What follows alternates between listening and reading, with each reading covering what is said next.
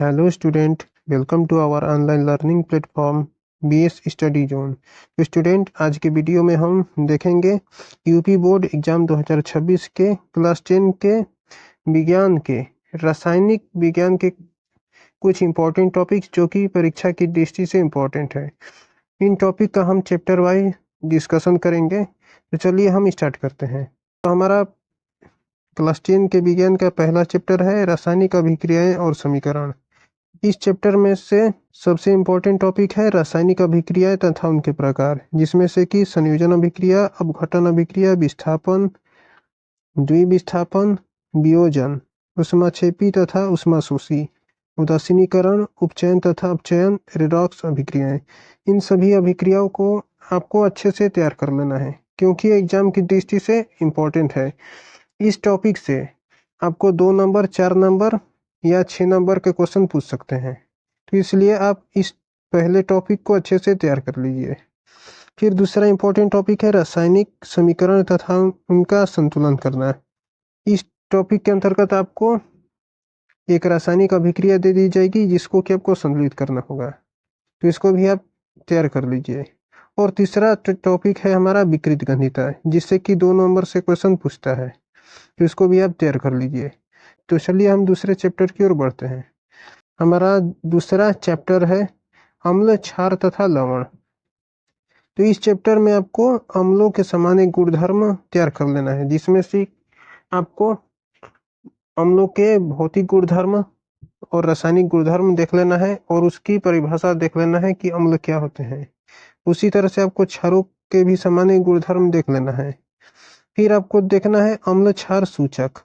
ये एक important topic है जिससे कि 2 नंबर या 4 नंबर के क्वेश्चन पूछ सकते हैं। तो आपको अम्ल क्षार सूचक देख लेना है, उनके उदाहरण को अच्छे से देख लेना है।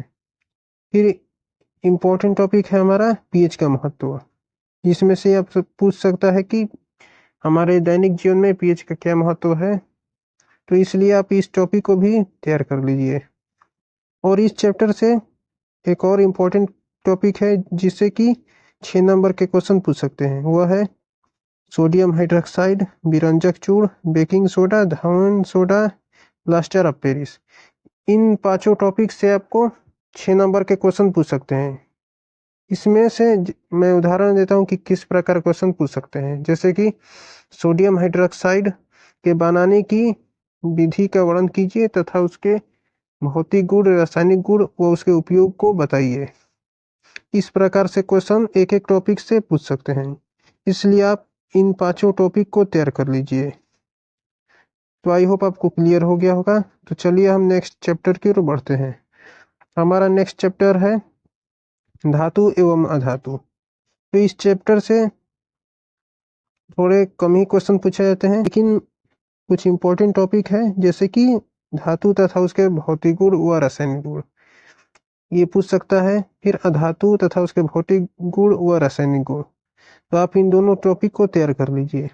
और इस चैप्टर से इम्पोर्टेंट टॉपिक है संक्षारण तथा उससे बचाव की विधि। इस टॉपिक से आपको 2 नंबर के भी क्वेश्चन पूछे जा सकते हैं और 4 नंबर के भी। तो इसलिए आप संक्षारण तथा उसके बचाव की विधि अच्छे से तैयार कर लीजिए। क्लियर? ये एक इम्पोर्टेंट टॉपिक है, मैं लिख देता हूँ इम्पोर्टेंट टॉपिक है। तो चलिए हम नेक्स्ट चैप्टर की ओर बढ़ते हैं। हमारा नेक्स्ट चैप्टर है कार्बन तथा उसके यौगिक।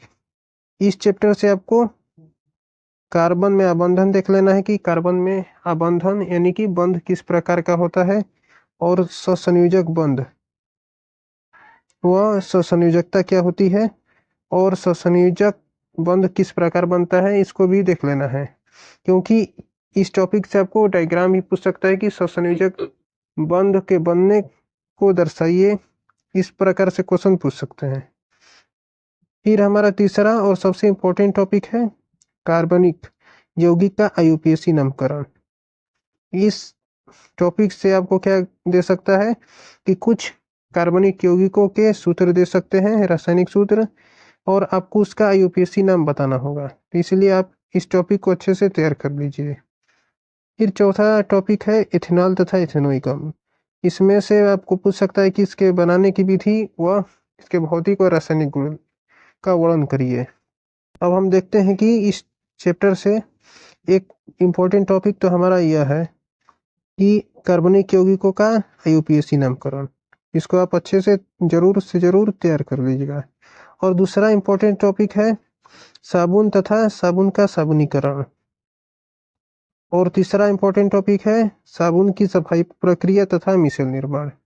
ये दोनों टॉपिक भी इम्पोर्टेंट टॉपिक है, इसको भी आप तैयार कर लीजिएगा क्योंकि इससे भी क्वेश्चन पूछे जाते हैं।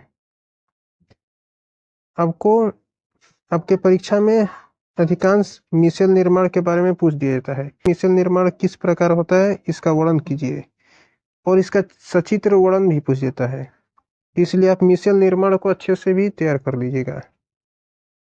क्लियर? चलिए हम नेक्स्ट चैप्टर की ओर बढ़ते हैं।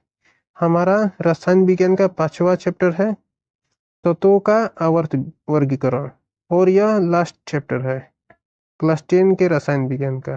तो इस चैप्टर से 2 नंबर के क्वेश्चन पूछ सकते हैं। डबेराइनर के त्रिक समूह, न्यूलैंड का अष्टक सिद्धांत, ये दोनों क्वेश्चन 2-2 नंबर के पूछ सकते हैं। या मेंडलीव की आवर्त सारणी का वर्णन कीजिए। फिर इस चैप्टर से पूछ सकता है मेंडलीव की मूल आवर्त सारणी की उपयोगिताएं व दोष बताइए। मेंडलीव की आधुनिक आवर्त सारणी व उसके मुख्य लक्षण, मेंडलीव की आधुनिक आवर्त सारणी की विशेषताएं व दोष, दीर्घाकार आवर्त सारणी व उसके गुण तथा दोष। इस चैप्टर से दीर्घाकार आवर्त सारणी और उसके गुण तथा दोष एक इम्पोर्टेंट टॉपिक है, इसलिए इसको अच्छे से तैयार कर लीजिए।